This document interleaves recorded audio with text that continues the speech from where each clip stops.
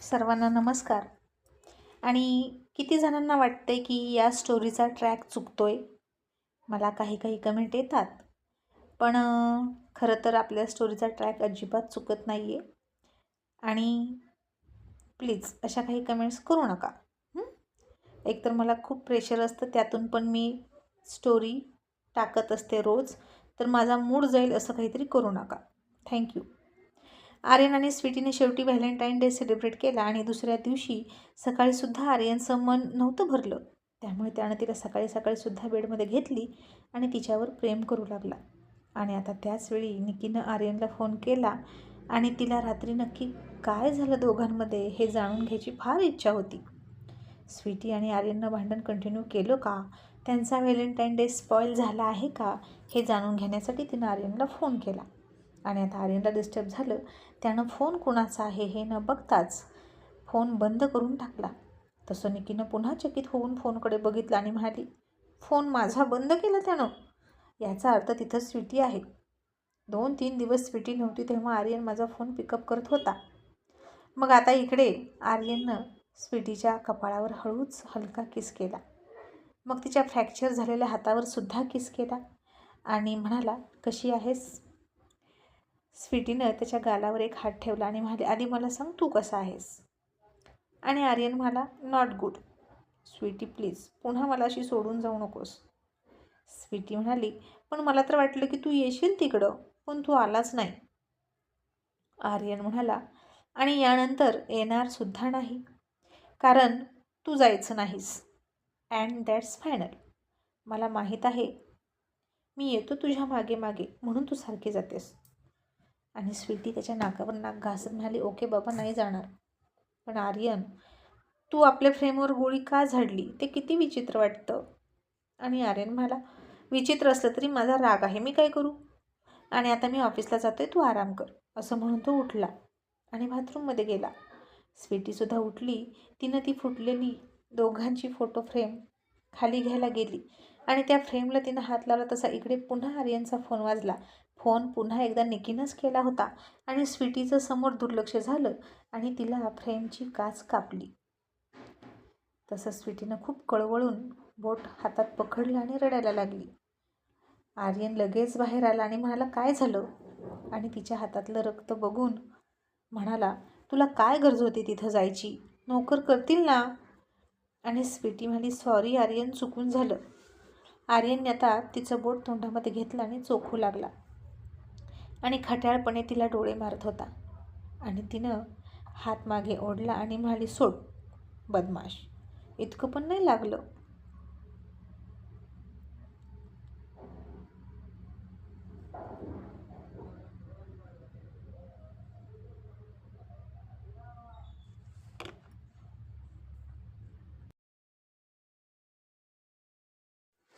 आणि आर्यन म्हणाला, अच्छा, लागलं नाही का? मग बेबी, हे रक्त कोणाचं आहे? आणि पुन्हा तोच म्हणाला, ॲक्च्युली येस, हे माझंच रक्त आहे, क्योंकि तुम्हारी हर सांस पर, तुम्हारे हर खून की बूंद पर मेरा ही हक है ना? असं त्यानं तिला विचारलं. आणि पुन्हा तिचं बोट त्यानं तोंडामध्ये घेतलं आणि तिचं रक्त पिऊ लागला. आणि स्वीटी आता खूप प्रेमाने त्याच्या डोळ्यात बघत होती. मग त्यानं बोट सोडलं, फर्स्ट एड बॉक्स घेऊन आला आणि म्हणाला, बेबी, पुन्हा असं करू नकोस प्लीज. एकतर मी ऑफिसमध्ये जाणार आणि दिवसभर मग माझं लक्ष नाही लागणार तिकडे. स्वीटी म्हणाली, आर्यन, तुला माझी इतकी काळजी आहे तर मला बघायला का नाही आला? माझा हात फ्रॅक्चर झाला तरीसुद्धा तुला फरक नाही पडला का? आर्यन म्हणाला, असा कसं म्हणतेस की फरक नाही पडला? एकतर मला ते लेट समजलं आणि जेव्हा समजलं तेव्हा मला सुद्धा खूप हर्ट झालं. स्वीटी, थोडी तरी काळजी घ्यायची ना स्वतःची बेबी. तुला एक खरोच आलेली सुद्धा चालणार नाही. तुझे फादर इन लॉ आणि मदर इन लॉ आले ना तर मला ओरडतील. आणि बघ, मी तुला इथे काहीही होऊ दिलं नव्हतं आणि तू तुझ्या माहेरी जाऊन पडलीस. मी याला रिस्पॉन्सिबल नाही. आणि स्वीटी म्हणाली, आर्यन, मामा आणि आत्तू कधी येतील रे? आर्यन म्हणाला, आय होप आता येतील. डॅडना व्हॅलेंटाईन डे US मध्ये सेलिब्रेट करायचा होता. आणि स्वीटी, आय थिंक आपणच म्हातारे झालो आहे. डॅडची एनर्जी किती आहे बघ. त्यांनी तर आपल्याला सुद्धा हरवलं. आणि तू जर अशी सतत माहेरी गेलीस तर आपण त्यांची ही विश कशी पूर्ण करणार आहोत? दादा दादी बनवण्याची. स्वीटी म्हणाली, ते राहू दे, आधी फोन घे. फोन आता बंद झाला होता वाजून आणि आर्यन तिकडे गेला. इतक्यात विवेकचा फोन आला आणि आर्यनने फोन घेतला. विवेक म्हणाला, आर्यन, लग्नाची तयारी करायची आहे की नाही बेटा? तुझ्याशिवाय माझं दुसरं कोण आहे? कोण हेल्प करेल माझी? आता आर्यनला अजिबात इच्छा नव्हती त्या ऋषीच्या लग्नाची तयारी करण्याची आणि तो म्हणाला, अंकल, ॲक्च्युली खूप कामं आहेत. स्वीटीनं ते ऐकलं आणि गेली आणि म्हणाली, अंकल, तो येईल. मग त्याला कितीही काम असू द्या. आफ्टर ऑल परी त्याची बेस्ट फ्रेंड आहे आणि आता बेस्ट फ्रेंडसाठी तो इतकं पण करू शकत नाही का अंकल? तो नक्की येईल.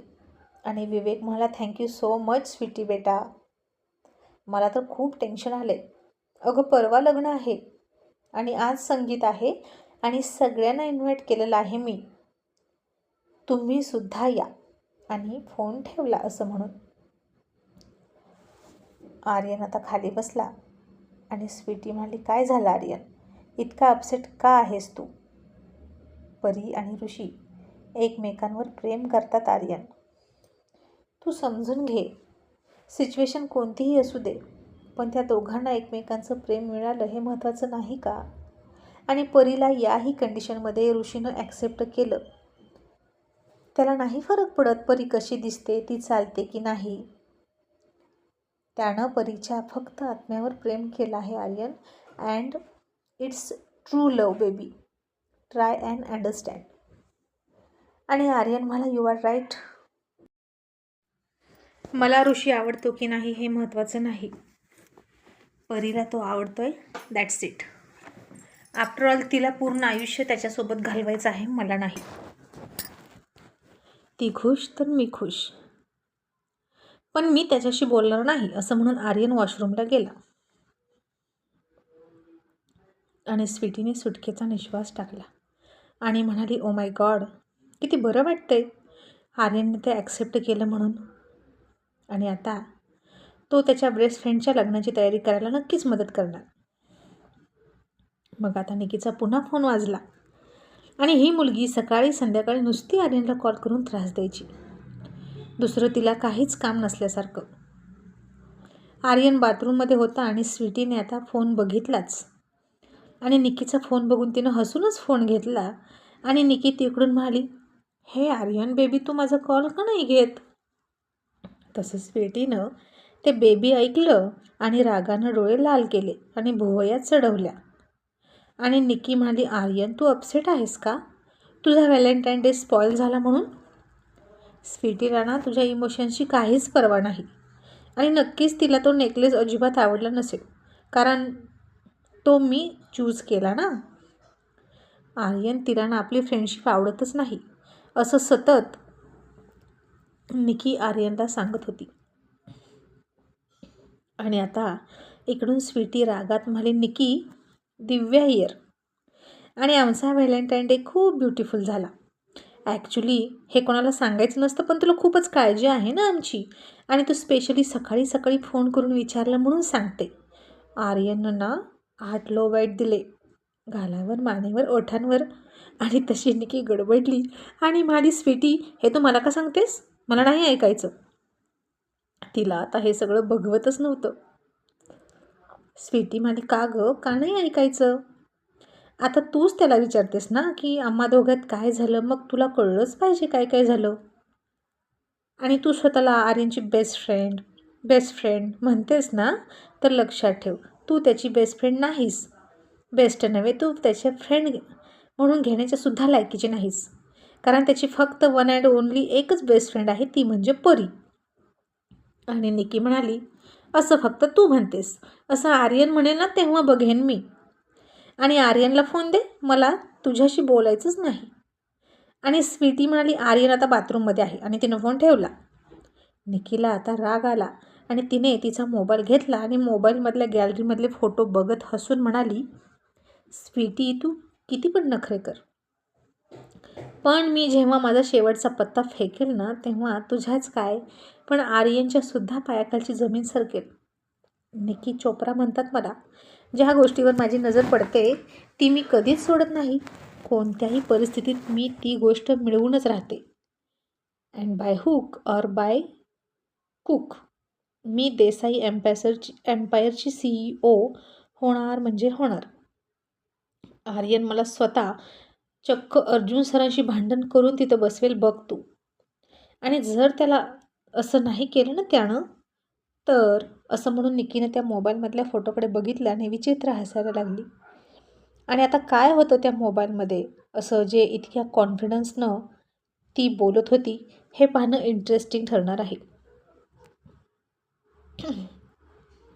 आता स्वीटीनं बघितलं की अजून निकीचा तो स्कार्फ आर्यनकडेच होता.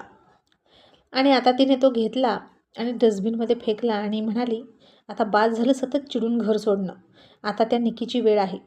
आता तिने नोकराला हाक मारली आणि म्हणाली, डस्टबिनमधला कचरा घेऊन जा आणि पेटवून दे. आणि तो नोकर ते घेऊन गेला. इतक्यात आर्यन आला आणि पटकन तयार होऊन स्वीटीला म्हणाला, स्वीटी मी तुला रात्री पिकअप करतोय, आपण संगीतमध्ये जाऊया. तसं मी तुला सोडलं असतं तिथं, पण असा हात घेऊन तू कुठे जाशील? आणि स्वीटी म्हणाली, ओके आर्यन, जसं तू म्हणशील तसं. आर्यन आता बॅग भरायला लागला आणि स्वीटी त्याचा रुमाल देत होती आणि निकीने दिलेले ते रुमाल तिला कपाटात दिसले. तिनं ते तसेच बाजूला ठेवले. आता तिला ते सगळे डायमंड सेटसुद्धा दिसले आणि गालात हसली त्याचं प्रेम बघून. आणि त्यावरूनच आर्यनला आठवलं आणि म्हणाला, स्वीटी इथे स्कार्फ होता ना निकीचा, कुठे गेला गं? अजून दिलाच नाही. आणि स्वीटी म्हणाली, आर्यन आता निकीचं मन इतकं मोठं आहे की ती तुला एका रुमालाच्या बदल्यात 6 रुमाल देते, तर ती या स्कार्फसाठी रडणार आहे का? गेला असेल कुठेतरी. आता आर्यनला उशीर झाला होता आणि तो म्हणाला, ओके सोडते, मी जातो, असं म्हणून तिला बाय बाय करून आणि कपाळाला किस करून गेला. आणि स्वीटीने आता ते रुमालसुद्धा पेटवून टाकायला दिले आणि त्याच्यासाठी दुसरे रुमाल आणले आणि म्हणाली, त्या थर्ड क्लास मुलीची एकही वस्तू इथे नको. मग आता ऋषीने ऑफिसवरून सुट्टी घेतली आणि ऋषी आणि परीचं संगीत एकत्रच घेण्यात आलं. सगळे जवळचे गेस्ट हळूहळू येत होते. परी छान तयार झाली होती, पण एका खुर्चीत बसून होती. आता आर्यन आणि स्वीटीसुद्धा संगीतमध्ये निघाले. तो तिला पिकअप करायला आला आणि तिची काहीच काय नव्हती. आर्यन म्हणाला, स्वीटी हरी अप, उशीर होतोय आपल्याला. आणि स्वीटी म्हणाली, आर्यन मी काय करू, मला काही करताच येत नाही, तू हेल्प केली तर होईल. आणि आता आर्यन कपाटात गेला. तिच्यासाठी एक छान घागरा चोली त्यानं चूज केली. तिचे आधीचे कपडे काढून टाकले आणि दुसरे कपडे घातले आणि स्वीटी मात्र समोर बघून नुसती हसत होती, त्याच्याकडे अजिबात बघत नव्हती. आणि त्याचं आपलं सुरू होतं, तिचे आधीचे कपडे उतरवून तिला नवीन कपडे चढवणं. आणि स्वीटी लाजत लाजत उभा होती. मग फायनली तिला रेडी केली आणि मग दोघेही पोहोचले. आणि सगळे आले होते, त्यांची फॅमिली फ्रेंड, अगदी आरव, पिहूसुद्धा, मधू, इंद्रा, आर्या, रिया, कुणाल, अतुल, नेहा, या सगळ्यांशिवाय तर कोणतंही फंक्शन अपूर्ण होतं. आणि कमी होती ती फक्त आणि फक्त अर्जुन तन्वीची. आणि आर्यनला बघून अतुल म्हणाला, छोटे शेर बब्बर शेर कहा है, तुझे डॅड काय 365 दिवस आता व्हॅलेंटाईन डे साजरा करणार आहेत की काय तिकडे जाऊन? आणि नेहा म्हणाली, अतुल तू त्याला काय विचारतोस, मला माहीत आहे, त्याच्यापेक्षा तुला जास्त माहीत असणार की अर्जुन सर तिकडे काय करतात. आणि बघ ते US मध्ये व्हॅलेंटाईन डे सेलिब्रेट करत आहेत आणि तू, असं नेहा त्याला म्हणाली. तसा अतुल म्हणाला, बेबी मी तर जहन्नुममध्ये व्हॅलेंटाईन डे सेलिब्रेट करतोय, it's not a joke. US म्हणजे काय, ती तर किरकोळ गोष्ट झाली, तुझ्यासोबत राहणं म्हणजे जहन्नुम आहे की, असं तो म्हणाला. आणि नेहानं बांगड्या मागं सरकवल्या आणि अतुल पळून गेला. आणि सगळे हसायला लागले. आणि नेहा म्हणाली, आता संगीत राहू दे परी आणि ऋषीचं बाजूला, पण मी पहिला तुझाच बँड वाजवणार. मग आता संगीतची तयारी झाली. स्टेजवर मुलं मुली थिरकायला लागली. स्वीटी, इंद्रा ऋषीकडे जाऊन त्याला कॉंग्रॅच्युलेट करत होते. आणि पिंक शेडचा कुर्ता घातलेला ऋषी खूप हँडसम दिसत होता. त्याच्याच बाजूला परीसुद्धा बसली होती. आणि आर्यन मात्र खूप ॲटिट्यूडमध्ये तिथं गेला आणि फक्त परीला म्हणाला, हाव आर यू. आणि परी म्हणाली, चिकू बस ना. आणि आर्यन म्हणाला, नको अँड कॉंग्रॅच्युलेशन, असं म्हणून गुपचूप निघून गेला. मग आता सगळ्यांनी गाण्यावर डान्स केला, पण आर्यन मात्र अजिबात नाचला नाही. एवढंच काय, पण त्यानं त्याच्या चेहऱ्यावरची रेषसुद्धा हलू दिली नाही.